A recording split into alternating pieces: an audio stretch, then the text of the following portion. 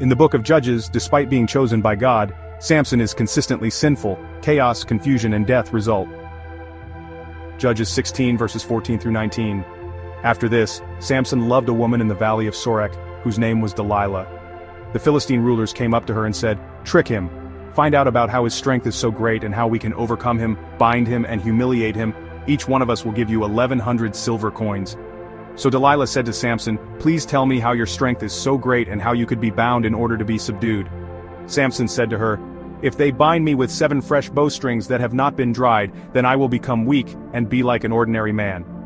So the Philistine rulers brought her 7 fresh bowstrings that had not been dried, and she bound him with them. They lay in wait in her inner room. She said to him, "The Philistines are upon you, Samson." Then he split apart the bowstrings like a single thread is split apart at the touch of fire. So the source of his strength did not become known.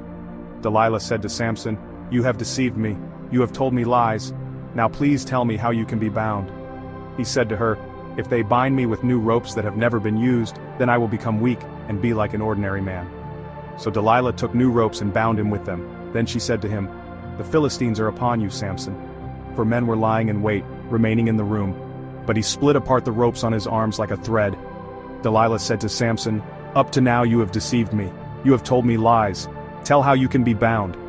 He said to her, "If you weave 7 locks of my hair into the fabric on the loom and fasten it with the pin, then I will become weak and be like an ordinary man." So Delilah lulled him to sleep and wove 7 locks of his hair into the fabric on the loom. She fastened it with the pin and said to him, "The Philistines are upon you, Samson." He awakened from his sleep and tore away from the loom pin and the fabric. She said to him, "How can you say, 'I love you,' when your heart is not with me?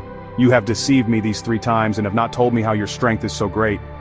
Every day she nagged him with her words and pleaded with him until he was tired to death. So he told her all his secrets and said to her, "No razor has touched my head, for I have been a Nazirite to God from my mother's womb. If I were shaven, my strength would leave me, and I would become weak and be like all other men." Delilah saw that he had told her all his secrets, so she sent for the Philistine rulers, saying, "Come up this time, for he has told me all his secrets."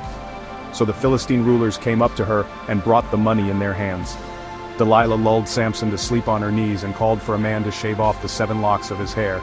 Then she began to humiliate him, and his strength left him. She said, "The Philistines are upon you, Samson." Then he awakened from his sleep and thought, "I will go out as before and shake myself free of them." He did not know that the Lord had left him. The Philistines seized him and gouged out his eyes. They took him down to Gaza, bound him with bronze chains, and he ground grain in prison. Yet after it had been shaven, the hair on his head began to grow back.